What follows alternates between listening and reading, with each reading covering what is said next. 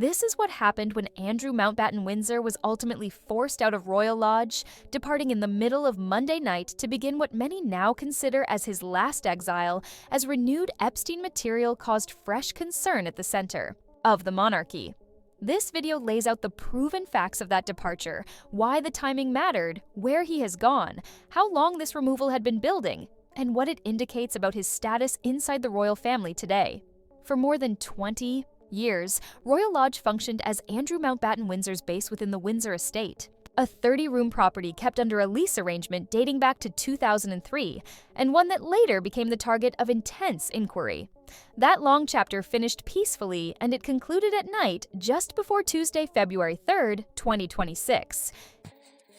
Well, Patrick, as you saw first reported in The Sun, Andrew Mountbatten Windsor has now relocated from Royal Lodge near Windsor Castle and has moved to a property on the Sandringham estate, as you said, belonging to His Majesty King. Now, this isn't going to be his permanent home, but this is basically a pit stop, as it were, before he... ITV News stated that Andrew Mountbatten Windsor left Royal Lodge in the middle of Monday night with no announcement prior and no public statement afterwards. By the next morning, ITV claimed he was believed to be staying at a property on the Sandringham estate, but also stressing that this was not likely to be a permanent arrangement because his long-term accommodation was not yet ready. The absence of ceremony spoke more than any press release ever could. The timing of that departure did not happen in isolation, and that is where the story sharpens. Isn't due specifically, or at least Buckingham Palace is not being drawn on the fact that, of course, the Epstein files or more Epstein files been disclosed in the last couple of days, but nonetheless, the timing is perhaps very significant. So, of course, we knew Buckingham Palace announced in October 2025 that Andrew ITV directly linked the move to renewed detention around Jeffrey Epstein, reporting that another 3 million pages of documents had been released as part of the Epstein files, a volume large enough to drag the story back into headlines on both sides of the Atlantic. Among that material were photographs which ITV described as undated and released without context, stressing clearly that they did not establish criminality. That clarification is crucial to this narrative. But here is the difficulty. The enormity of the document dump alone was enough to reignite scrutiny the royal family has spent years trying to suppress. And that pressure come at a point when Andrew's position had already been weakened beyond repair. None of this transpired in a courtroom, but it unfolded very publicly. Isn't due specifically, or at least Buckingham Palace is not being drawn on the fact that, of course, the Epstein files, or more Epstein files, have been released in the last couple of days. But nonetheless, the timing is perhaps pretty significant. So, of course, we knew Buckingham Palace announced in October 2025 that... Andrew Mountbatten Windsor has continued to deny any wrongdoing, and ITV reported his viewpoint directly, stating that he maintained he did not observe, witness, or suspect the actions that led to Epstein's arrest and conviction. Those denials, however, were no longer the deciding factor. What mattered was the effect on the institution. And this is where the tale swings from personal scandal to regal containment. The move out of Royal Lodge had been planned in motion months ago, long before the Monday night exodus made headlines. In November 2025, ITV reported that Buckingham Palace announced King Charles III had begun the formal process of stripping Andrew of his remaining titles, at which point he would be known as Andrew Mountbatten Windsor. Property is accurate for security reasons, but it has been widely reported that Marsh Farm is the property in question. The reason we know that is because newspaper journalists have had people basically stationed outside that property. At the same time, notice was served for him to leave Royal Lodge with arrangements already in place for him to transfer to accommodation on the Sandringham estate. Crucially, ITV also stated that this new arrangement will be privately funded by the King, a detail that speaks volumes about the desire to remove public funding from the situation altogether. That decision changed everything. Public scrutiny grew further. In December 2025, when ITV reported on evidence submitted by the Crown Estate to the House of Commons Public Accounts Committee, Royal Lodge MPs were told was in a poor condition and required urgent renovations, an assessment that put a harsh light on the long-gunning leasing arrangement. The figures submitted before the committee were precise. In 2003, Andrew Mountbatten Windsor paid $11 million for the lease, and by 2005, a further $7.5 million had been spent on refurbishments. Figures ITV attributed to reporting affiliated to the National Audit for a number of months now, and we have seen over the last couple of weeks security cameras being put up. We have seen big privacy fences being put up as well. But Royal Lodge, Patrick, a 30-room mansion, this by royal standards, significantly smaller, not many bedrooms, is a bit of a dump at the moment. Of course, I'm sure by the time Andrew moves into it, it will not be a dump. And I think by anybody watching this programme standards, are going to think, well, it's still a pretty big property. For then came the number that caught attention. 8,3,421. The compensation he was technically entitled to for early surrender of the lease, computed against an October 30th, 2026 termination date. The consequence was blunt.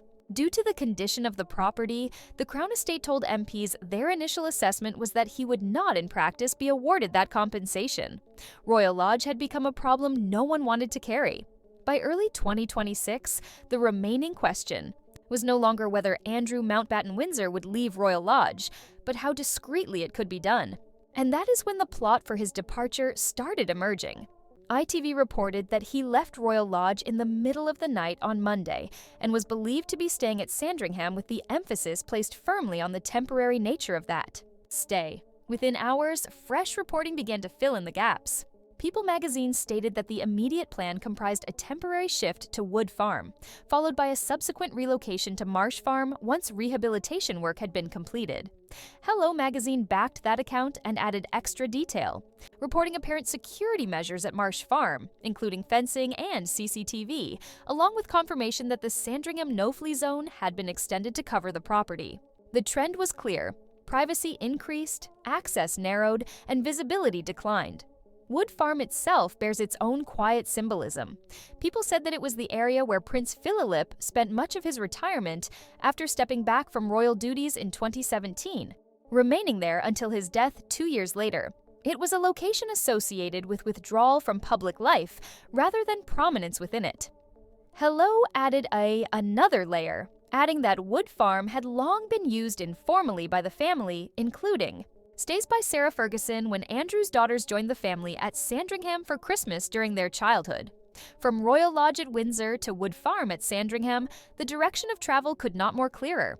As Andrew's relocation became known, the tone from other members of the royal family remained delicate and muted. People cited comments from Prince Edward, who remarked, "It's really important to remember the victims." His statements skirted names and details, but the message was apparent and it aligned with the wider repositioning already underway. The family line had shifted. It is also crucial to be clear about what this moment does not represent. ATV noted that the newly released Epstein images were undated, lacked context, and did not establish criminality. No new legal conclusions were. Correspondent. Right, okay. Welcome back to Patrick Christie's Tonight. Let me give you what is quite a sensational set of front pages, actually. The Sun, they go for Princes of Darkness, disgrace of Epstein pals. Now, this is shamed Andrew Mountbatten Windsor has been booted out of Royal Lodge to a new pad in the dead of night. Mandelson, of course, is going to quit the Lords as cops launch a full criminal probe. The Telegraph, Brown accuses Number 10 of a cover-up. Announced, and no fresh charges were brought. This was not a legal judgment. It was an institutional decision. When the timeline is laid out end to end, the progression is apparent. A lease negotiated in 2003, millions spent on refurbishments. By 2005, Epstein's conviction in 2008, formal action initiated by King Charles III in November 2025, parliamentary inspection in December, and then the discreet departure in the middle of Monday night in early February 2026.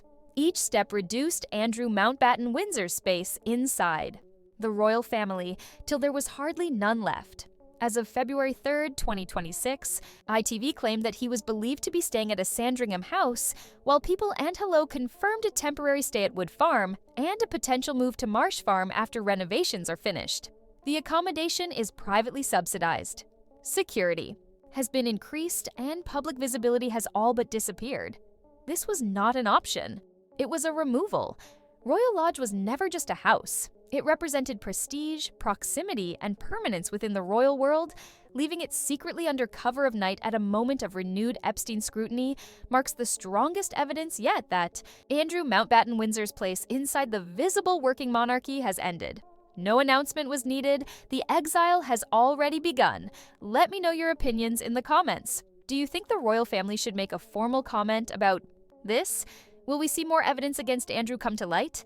Be sure to subscribe for more royal news and updates.